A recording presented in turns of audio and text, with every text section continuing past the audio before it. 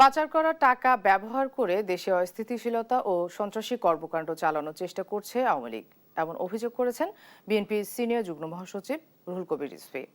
মঙ্গলবার সকালে নয়াপল্টনে বিএনপির কেন্দ্রীয় কার্যালয়ের সামনে ফ্যাসিবাদ বিরোধী মিছিল সমাবেশে তিনি কথা বলেন। রিজভী বলেন, দেশের নাগরিকদের দিল্লির গোলাম বানাতে দেবে না জনগণ। এর আগে সকাল থেকেই বিএনপির প্রধান কার্যালয়ের সামনে বিএনপি সহ অঙ্গ সংগঠনের নেতাকর্মীরা জড়ো হতে থাকেন। এ সময় তারা ফ্যাসিবাদ বিরোধী স্লোগান দেন।